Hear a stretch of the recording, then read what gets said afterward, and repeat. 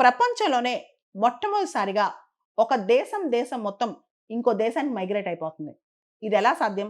ఆ దేశంలో రాజకీయంగా అనిశ్చితి ఉందా? యుద్ధం జరుగుతుందా? అసలు ఆ దేశం మొత్తం ఎందుకెళ్ళిపోతుంది? ప్రపంచంలో ఒక చిన్న ఐలాండ్ నేషన్ తువాలు. ఈ తువాలు సెంట్రల్ పసిఫిక్‌లో ఉందన్నమాట. మనం చూస్తే గనక ఆస్ట్రేలియాకి దగ్గరగా ఉంటది. అయితే దీనికొక కష్టం వచ్చింది. ఇది పూర్తిగా సబ్మెర్జ్ అయిపోతుంది. మునిగిపోతుంది. అంటే మనకు తెలుసు ఇక్కడ సీ లెవెల్ రైజ్ అనేది చాలా పెద్ద సమస్య. ఐస్ షీట్స్ మెల్ట్ అవ్వటం, క్లైమేట్ చేంజ్ వాతావరణ మార్పు వల్ల, భూతాపం వల్ల, వీటన్నిటి వల్ల. దీంతో ఈ తువాలు ప్రస్తుతం ఓన్లీ 2 మీటర్స్ అబోవ్ సీ లెవెల్‌లో ఉంది. వచ్చే 40, 50 సంవత్సరాల్లో ఇది పూర్తిగా మునిగిపోద్ది. అయితే దీనిలో 11,000 మంది జనాభా ఉన్నారు. వీళ్ళందరూ ఎక్కడికెళ్ళాలి? వీళ్ళ పరిస్థితి ఏంటి? వీళ్ళ ఇళ్ళు, వాకిళ్ళు, వీళ్ళ ఆస్తులు, వీళ్ళు మెమోరీస్ కానీ వాళ్ళ దేశంలో ఇవన్నీ ఉంటాయి కదా! ఇవన్నీ వదులుకొని వాళ్ళు ఇంకో దేశానికెళ్ళిపోతున్నారు. అదే ఆస్ట్రేలియా.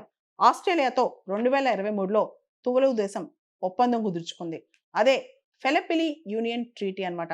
ఈ ట్రీటీ ద్వారా ప్రతి సంవత్సరం 280 మంది తువలు సిటిజన్స్‌ని ఆస్ట్రేలియా పర్మనెంట్ రెసిడెంట్స్‌గా స్వీకరిస్తదన్నమాట. వాళ్ళకి హౌసింగ్ కానీ, హెల్త్ కేర్ కానీ, ఎడ్యుకేషన్ కానీ, ఎంప్లాయ్‌మెంట్ కానీ అన్నీ ఆస్ట్రేలియా ఇచ్చేస్తదన్నమాట. ఆల్రెడీ ఇప్పటికే 11,000 మంది తువలు జనాభాలో 9,000 మంది ఆస్ట్రేలియాకి వెళ్ళిపోవడానికి రిజిస్ట్రేషన్స్ కూడా చేసుకున్నారంట. సో, అంత అర్జెన్సీ ఉంది అక్కడ అన్నమాట. So, first phase, second phase వీటిలో బ్యాలెట్ ద్వారా తీస్తున్నారు. అంటే ఫస్ట్ ఎవరు రావాలి? సెకండ్ ఎవరు రావాలి? ఎందుకంటే అందరూ ఒకటేసారి మైగ్రేట్ అవ్వాలని కోరుకుంటున్నారు. కానీ ఆస్ట్రేలియా అందరిని ఒకటేసారి అకామిడేట్ చేయలేదు కదా! కాబట్టి నెమ్మదిగా వాళ్ళని తీసుకెళ్తున్నారనమాట. అంటే తువలు జనాభా ఇప్పుడు వాళ్ళ దేశాల్ని, వాళ్ళ ఆస్తుల్ని, వాళ్ళకున్న అన్నీ వదులుకొని ఎళ్ళిపోతున్నారనమాట. ఆస్ట్రేలియానే కాదు న్యూజిలాండ్ కూడా వాళ్ళు అడుగుతున్నారు. మమ్మల్ని రానివ్వండి. మేము అక్కడికి పర్మనెంట్‌గా మైగ్రేట్ అయిపోతామని. అంటే క్లైమేట్ వాళ్ళపైన అడ్వర్స్ ఎఫెక్ట్ చూపించముందే, వాళ్ళ ఇల్లు, వాకిళ్ళు మునిగిపోకముందే వాళ్ళే చూజ్ చేసుకొని ఇతర దేశానికి ఎళ్ళిపోతున్నారనమాట. దీన్నే క్లైమేట్ రెఫ్యూజీస్ అని కూడా అనొచ్చు. అంటే వాళ్ళకి నచ్చి కాదు, వాళ్ళకి ఇష్టం ఉండి కాదు. తప్పక ఇతర దేశానికి మైగ్రేషన్‌కి ఎళ్ళిపోతున్నారనమాట. అదే తువలుకొచ్చిన కష్టం అనమాట. ఈ తువలు దేశం పక్కన పెడితే రీసెంట్‌గా ఇంటర్నేషనల్ కోర్ట్ ఆఫ్ జస్టిస్‌కి ఇలాంటి చిన్న దీవులన్నీ కలిపి అంటే స్మాల్ ఐలాండ్ నేషన్స్ అని ఇంటర్నేషనల్ కోర్ట్ ఆఫ్ జస్టిస్ అంతర్జాతీయ న్యాయస్థానానికి ఎళ్ళాయన్నమాట. మొత్తం 57 దేశాలు స్మాల్ ఐలాండ్ డెవలపింగ్ స్టేట్స్ వీళ్ళందరి తరపున వనవాటు అనే ఒక చిన్న నేషన్ అన్నమాట. ఐలాండ్ నేషన్ ఎళ్ళిందన్నమాట. సో, ఐసీజే వాళ్ళని అడ్వైస్ అడిగారు. ఐసీజే చార్టర్‌లో ఆర్టికల్ 65-68 మధ్య advisory opinion of the ICJ గురించి ఉంటదన్నమాట. అదే విధంగా యూఎన్ చార్టర్‌లో ఆర్టికల్ 96లో ఉంటది. అంతర్జాతీయ న్యాయస్థానాన్ని ఐసీజేని ఏ విధంగా అడ్వైస్ అడగొచ్చు? ఎవరు అడగొచ్చు? డైరెక్ట్‌గా దేశం అడ్వైస్ అడగటానికి ఉండదన్నమాట. ఏ దేశం అడగాలన్నా, ఏ ఇన్‌స్టిట్యూషన్ అడగాలన్నా ప్రధానమైన యూఎన్ ఇన్‌స్టిట్యూషన్స్ ద్వారానే ఎళ్ళాలి. ఎయిదర్ జనరల్ అసెంబ్లీ కానీ, సెక్యూరిటీ కౌన్సిల్ గాని వాళ్ళ ద్వారా ఎళ్ళొచ్చన్నమాట. సో, యూఎన్ జనరల్ అసెంబ్లీ ఇప్పుడు ఈ చిన్న దేశాల తరపున, ఈ స్మాల్ ఐలాండ్ నేషన్స్ తరపున ఐసీజేని ప్రశ్న అడిగింది. అంటే ఈ స్మాల్ ఐలాండ్ నేషన్స్‌కి అంతర్జాతీయ చట్టాల తరపున పెద్ద దేశాలన్నీ ఆబ్లిగేషన్స్ ఏమున్నాయి? వాళ్ళు ఏ విధంగా ఈ స్మాల్ ఐలాండ్ నేషన్స్‌ని క్లైమేట్ చేంజ్ నుంచి కాపాడాలి? అదే విధంగా వాళ్ళు చేసిన తప్పులకి అంటే క్లైమేట్ చేంజ్ రావడానికి, వాతావరణ మార్పు రావడానికి చాలా రీజన్స్ ఉన్నాయి. ఇండస్ట్రియలైజేషన్ కావచ్చు, ఆంథ్రోపోజెనిక్ రీజన్స్ కావచ్చు. అంటే అతిగా పారిశ్రామికరణ కావచ్చు, ఇవన్నీ కావచ్చు. వీటన్నిటికి కారణం పెద్ద దేశాలు గదా! మరి ఇప్పుడు పెద్ద దేశాలు చిన్న దేశాలను ఎలా కాపాడతాయి? వాళ్ళ ఆబ్లిగేషన్స్ ఏంటి? రిపరేషన్స్ ఎలా చేయాలి? ఇవన్నీ కూడా ప్రశ్నలు అడిగారనమాట. దీనికి ఐసీజే ఒక మాట చెప్పింది.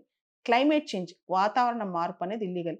దానికి ఎవరు కారణమైనా సరే వాళ్ళు లీగల్లీ రెస్పాన్సిబుల్. కాబట్టి వాతావరణ మార్పు క్లైమేట్ చేంజ్‌కి సంబంధించి పెద్ద దేశాల రెస్పాన్సిబిలిటీస్ ఏదైతే ఉన్నాయో అవన్నీ వాటిపైన బైండింగ్ అనమాట. అంటే ఖచ్చితంగా అవి పాటించాలి. అంటే వాతావరణ మార్పు టార్గెట్స్ ఏదైతే ఉన్నాయో పారిస్ క్లైమేట్ డీల్‌లో మనం అనుకున్నాం కదా! 1.5 డిగ్రీ సెల్సియస్ కన్నా ఎక్కువ టెంపరేచర్స్ రైజ్ అవ్వకూడదు 2100 సంవత్సరానికని.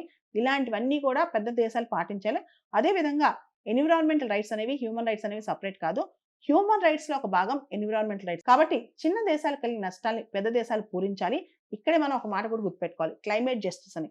క్లైమేట్ జస్టిస్ అంటే ఏదైతే పెద్ద దేశాలు చేసిన తప్పులకి చిన్న దేశాలు సఫర్ అవుతాయో, ఎక్కువగా సఫర్ అవుతాయో, లాస్ అండ్ డ్యామేజ్‌కి గురవుతాయో వాటిని కాంపెన్సేట్ చేయాలి. రిస్టోర్ చేయాలి.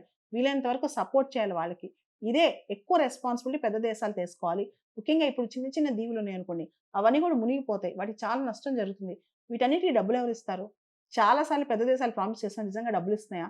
ఇవ్వట్లేదు కాబట్టి ఇప్పుడు తువాలులోని ప్రజలు తమ దీవులను వదిలేసి ఆస్ట్రేలియాకి మైగ్రేట్ అయిపోతున్నారు. ఇలా చూస్తే వచ్చే 100 సంవత్సరాల్లో 40, 50 దీవులు ఖాళీ అయిపోతాయి. అప్పుడు పరిస్థితి ఏంటి? ఈవెన్ 100 సంవత్సరాల తర్వాత మాల్దీవ్స్ కూడా ఇలాంటి పరిస్థితేనంట. బంగ్లాదేశ్ కూడా నెమ్మదిగా ఇంచ్ బై ఇంచ్ సముద్రంలోకి వెళ్ళిపోతుందంట. ఇలా చూస్తే వచ్చే 100, 200 సంవత్సరాల తర్వాత ఈ దీవుల పరిస్థితి ఏంటి? ఇదే పెద్ద ప్రశ్న. స్మాల్ ఐలాండ్ నేషన్స్ వేసిన ఈ కేసులో అంతర్జాతీయ న్యాయస్థానం మాట్లాడుతూ అడ్వైజ్ ఇస్తూ ఏదైతే యుఎన్ఎఫ్సిసిసి ప్రోటోకాల్ ఎన్ఎక్స్ 1లో ఉన్న ఆబ్లిగేషన్స్ ఉన్నాయో పెద్ద పెద్ద దేశాలు ఆబ్లిగేషన్స్ ఖచ్చితంగా పాటించాలి. వాటి నుంచి తప్పించుకోలేవు. అదేవిధంగా సిబిడిఆర్ ప్రిన్సిపల్ కూడా మళ్ళా ప్రస్తావించింది. సిబిడిఆర్ అంటే common but differentiated responsibility principal అనమాట.